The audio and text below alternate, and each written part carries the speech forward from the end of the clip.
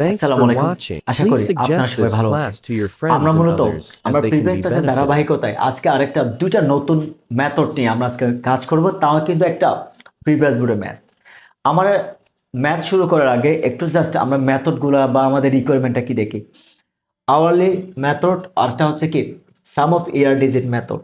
আমরা আমাদের যদি প্রিভিয়াস ক্লাসের কথা বলি, ওখানে আমরা দুইটা মেথড দেখেছিলাম, একটা হচ্ছে স্টেলার মেথড আর একটা হচ্ছে কি ডাবল ডিক্লাইনিং মেথড। এই ক্ষেত্রে আসে আজকে ইনশাল্লাহ আমি আপনাদেরকে আরো দুইটা মেথড দেখাচ্ছি, একটা প্রিভিয়াস বোর্ডের ম্যাথ থেকে, একটা হচ্ছে কি আওয়ারলি মেথড আর একটা হচ্ছে কি সাম অফ ইয়ার্স ডিজিট মেথড। তাহলে একটু আমরা প্রথমে কোয়েশ্চেনটা দেখে নিই।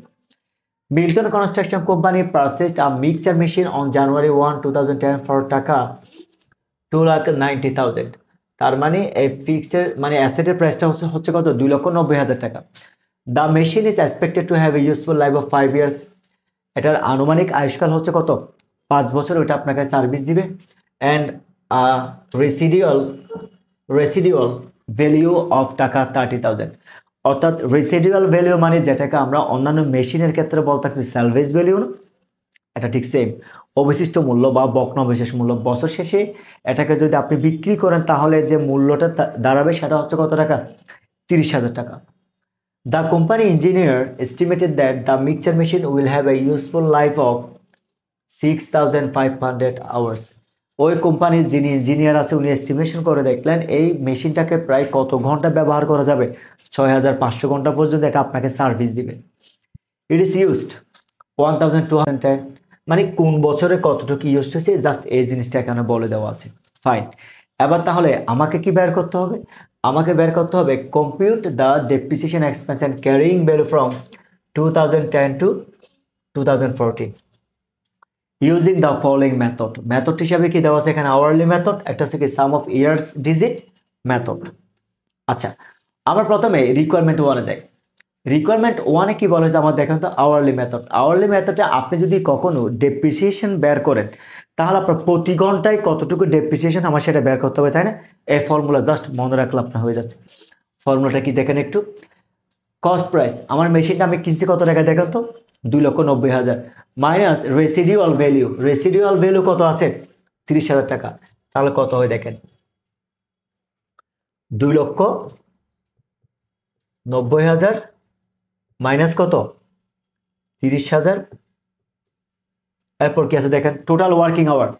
দেখেন তো এখানে কি বলছে, ইউজফুল লাইফ অফ কত ঘন্টা বলছে, 6,500 ঘন্টা। যেহেতু আমরা প্রতি ঘন্টায় অবশ্যই পরিমাণটা কত বের করতে যাচ্ছি, এর জন্য আমি কি দিয়ে ডিভাইড করতে হবে, এস্টিমেটেড যেটা টোটাল আওয়ার্স আছে এটাকে দিয়ে যখন আপনি ডিভাইড করবেন প্রতি ঘন্টায় ডেপ্রিসিয়েশন কত হয় বেরিয়ে যাবে। তাহলে কত হয় দেখেন, 2,90,000 থেকে যদি 30,000 কত হয়, 2,60,000 ডিভাইড বাই কত, 6,500। তাহলে দেখে যায় প্রতি ঘন্টায় আমার থেকে ডেপ্রিসিয়েশন হয় কত টাকা, 40 টাকা। এটা খুবই ইজি। আপনাকে আমি আবার বলি, আপনি যদি শুধুমাত্র পার আওয়ারে কত টাকা ডেপ্রিসিয়েশন এটা বের করতে পারেন, আপনার বাকিটা অটোমেটিক্যালি ইজি। তবে এটা আমি আপনাকে একটা মনে রাখার টেকনিক দিই।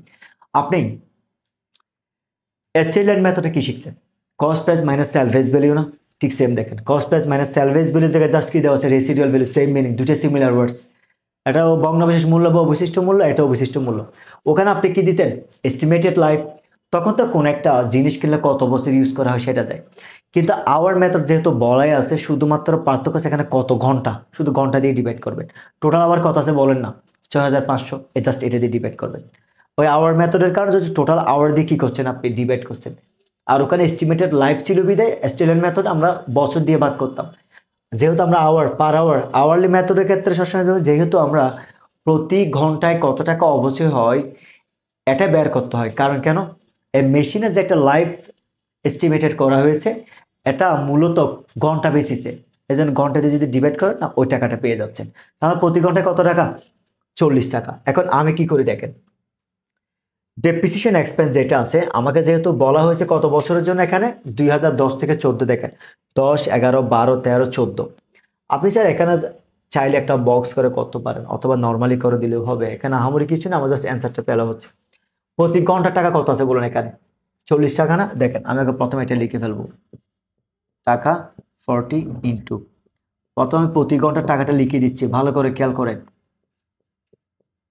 টাকা 40 ইন্টু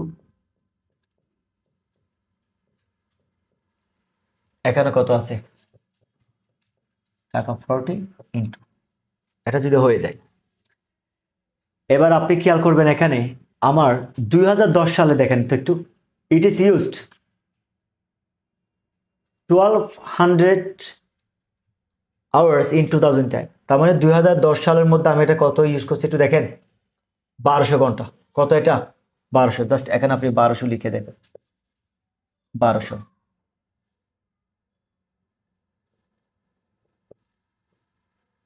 টাকা লিখে দেন। তারপর 2011 সালে কত বছর দেখেন, 2300, জাস্ট এখানে 2300 একটা আওয়ার্স লিখেন শর্ট ফর্ম, 2300 দিলাম। তারপর 2012 সালে কত বছর দেখেন তো, 1875, তাহলে 1875 আওয়ার্স। 2013 সালে কত আছে, 750, কত দেখেন 750, তাহলে এখানে আপনি জাস্ট কত দিয়ে দেন, 750 আওয়ার্স দিয়ে দেন। তারপর 2014 সালে কত আছে, 2014 সালে আছে 375 আওয়ার্স, তাহলে এখানে দেন 375 আওয়ার্স। আমি এটা একটু নিচে লিখবো এখানে অ্যামাউন্টটা, আপনি আশা করে বুঝবেন। এবার জাস্ট আমরা একটু মাল্টিপ্লাই করে দিই, কত হয় দেখেন, 1200 ঘন্টার সাথে যদি আমি 40 দিয়ে গুণ করি, তাহলে এটা হচ্ছে টাকা কত,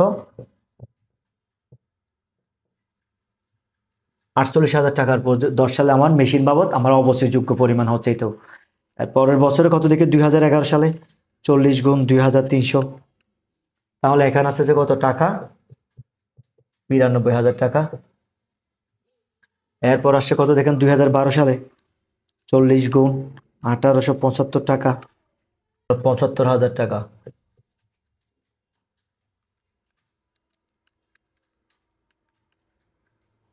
2013 সালে আসে কত টাকা, 30,000। এবার লাস্ট 2014 সালে আমাদের কত আসছে একটু দেখি, 40 গুণ 375 ঘন্টা, তাহলে এখানে আসছে 15,000 টাকা।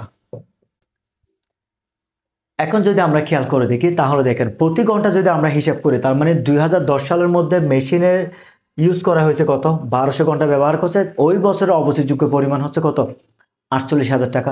এই যে শুধুমাত্র প্রতি ঘন্টায় কত টাকা ধরে অবচয় হয়, আপনি যদি এই পরিমাণটা বের করতে পারেন স্যার, জাস্ট প্রতি বছর ধরে মাল্টিপ্লাই করলে টোটাল অ্যামাউন্টটা অটোমেটিক্যালি বেরিয়ে যাবে। এটা হচ্ছে আমার 1 নাম্বার কি রিকোয়ারমেন্ট।